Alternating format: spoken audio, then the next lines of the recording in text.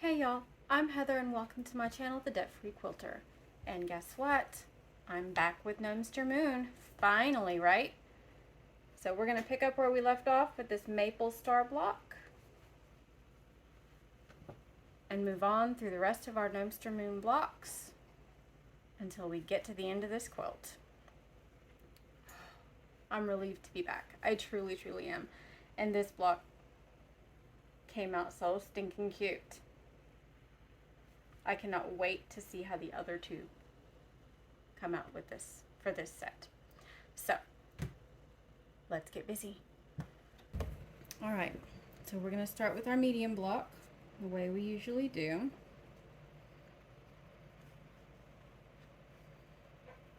And we're going to build it out.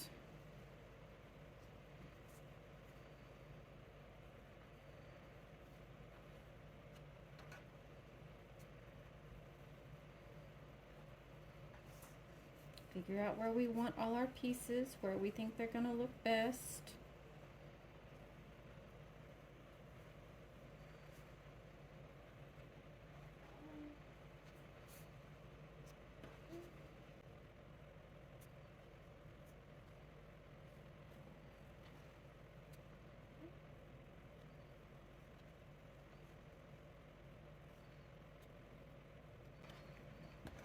Then we're going to take our leftover pieces that we didn't set out, and we're going to draw a line on the back of these and make some flying geese. Alright, now I'm using a friction pen in pink, and I'm drawing my line from tip to tip, just like so. I want to make sure it goes from one corner to the other, and then whichever side I'm sewing on, I'm sewing just outside of that line, either to the right or the left. It just depends on which side I'm sewing on. Now, y'all have better things to do than watch me mark fabric, so I'm going to speed this portion up so we can get through this part just a little bit quicker.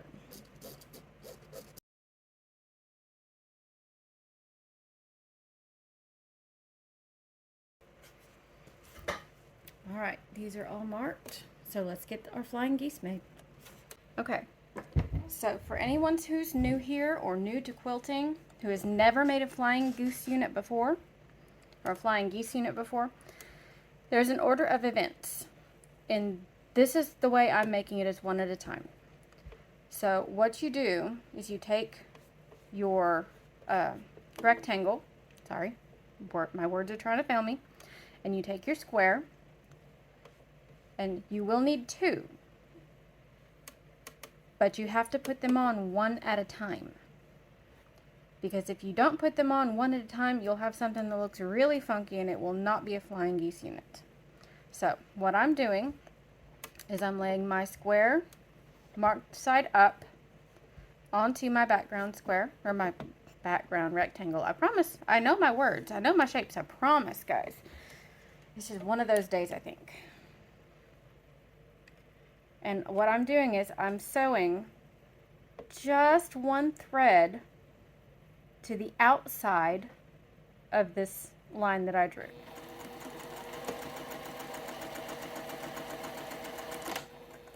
And I'll show you why I've done that in just a second. We're going to go ahead and piece all of these and get them done. I'm sorry guys, my words are really failing me today.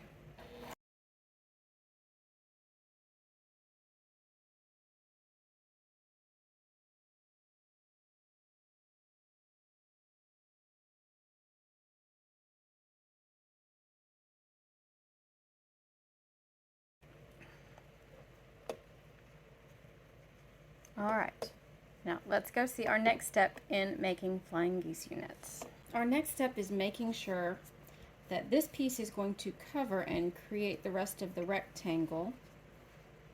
That one will. So I'm going to take my ruler. I'm going to put my 1/4 inch line on the line I've sewed and trim that off. because I don't need that anymore. Because then when I open it up, I have the rest of my rectangle right there.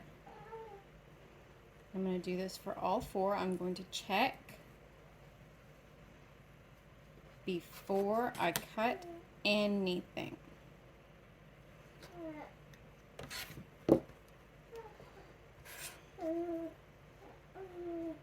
I'll pop it over on my ironing mat over here.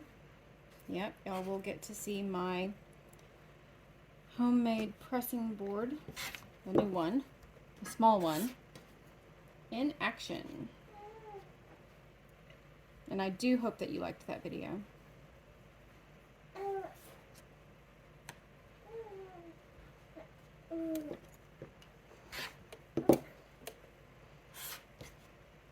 Alright, let's press these and then we can put the other side on. We set the seam, and this will also erase that line from the friction pin. I'm just going to press all of these, set all my seams.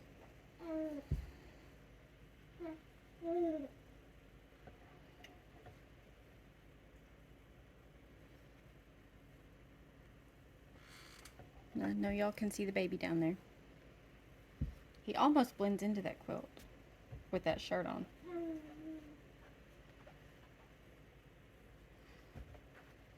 Alright, now what I'm going to do is I'm going to flip this over and press.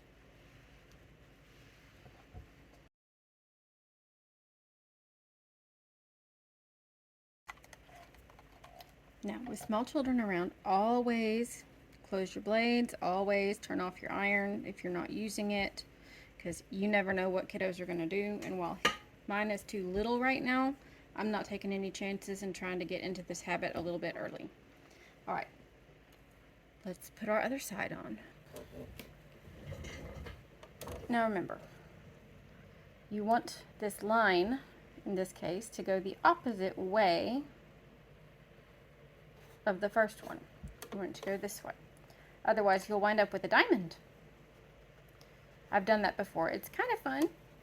If you're not doing anything, if you're not following any kind of pattern. But in this case, we want a geese unit. We don't want a diamond.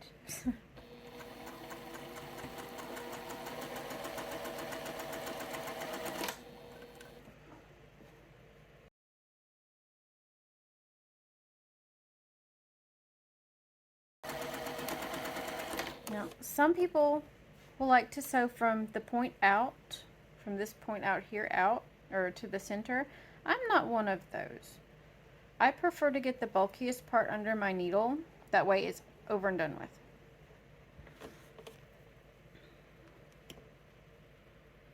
Because I put the bulkiest part here under my presser foot, I know it's not going to go anywhere.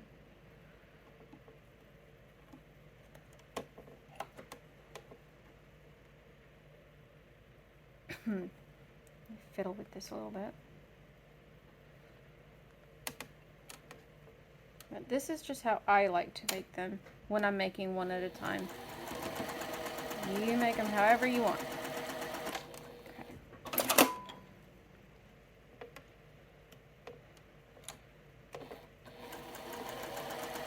Now for the next part we will need the seam guide, so I'm going to go ahead and put that on. Snip these back into there.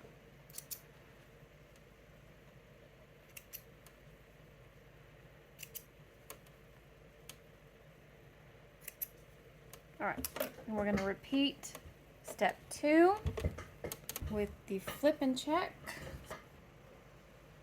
like so. I'm going to line up my 1/4 inch. And trim.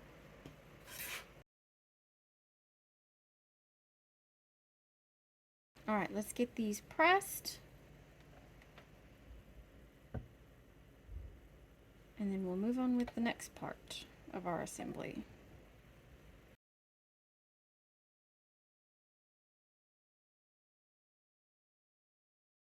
All right, let's lay these back where they go. Let's kind of obvious because there's a hole there where these guys go. We know they're going to go like that.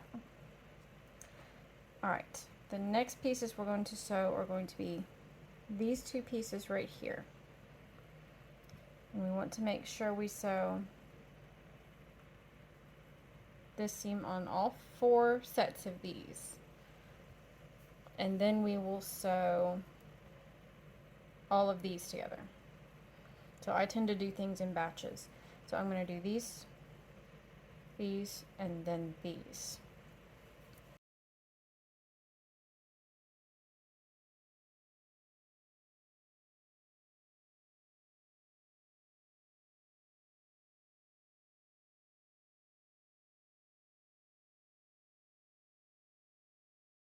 Alright, now we're going to set all these seams and get everything pressed.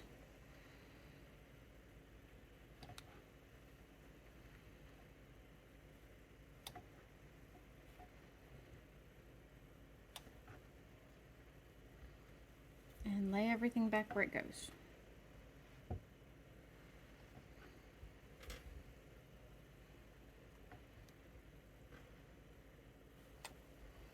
I'm doing it like this so that first set has time to cool, so I won't burn my fingers. Another good reason to do things in batches, because this gets warm. This gets very, very warm right here, and I don't have a lot of space to move around, so letting things cool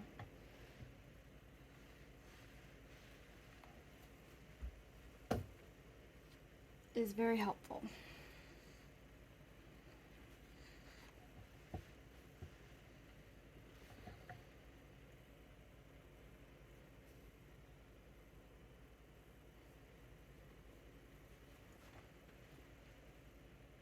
Flip it open, Heather.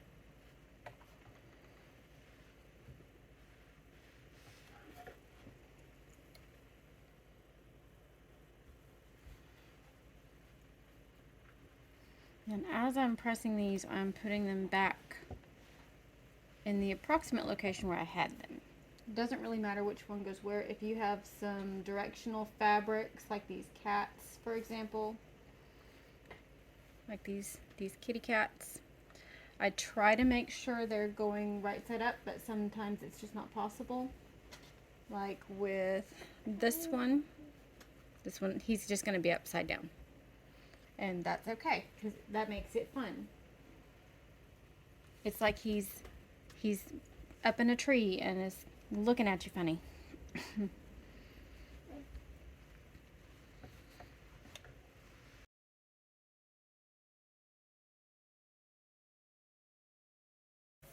Alright. Now we have got all our pieces laid back where we had them. So our next step in this process is we're going to sew these sets together. If we wanted to, we could go ahead and sew this set together here, this middle row, but I'm not going to do that. I'm going to sew these together because these are a little tricky. Making sure this comes back to this position can get a little tricky. And we want to make sure that everything gets back to where it's supposed to be. So let's get going.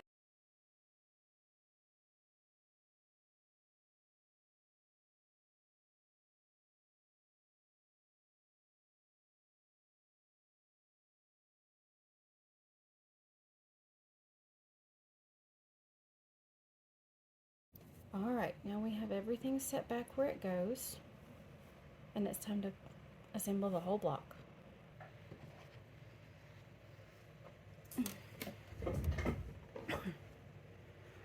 Now I'm going to nest these seams right here.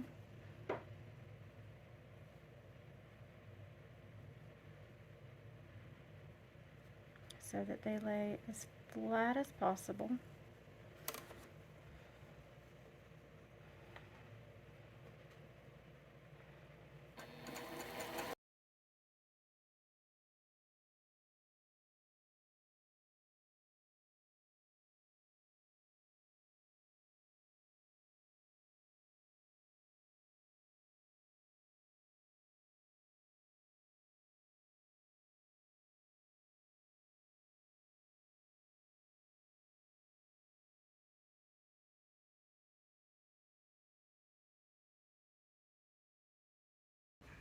Okay, y'all, we have finished our maple star block.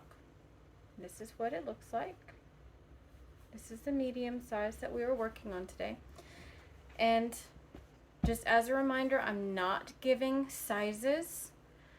This is a paid pattern. If you really want to make this quilt, I highly suggest you go and buy the pattern. I have found this pattern at Back Quarter Shop, Amazon, and even at my local JoAnn store. So the pattern is Summer Moon. If you want to sew along or get started on making your own, you have beautiful block options. Or if you just want to have it so that you can make individual blocks and make them into something else, that's great too. But still, this is a paid pattern. I will not be giving sizes unless I change the way I make the block. So, that being said, have a great day, have a great week. We'll catch you in the next video. Bye.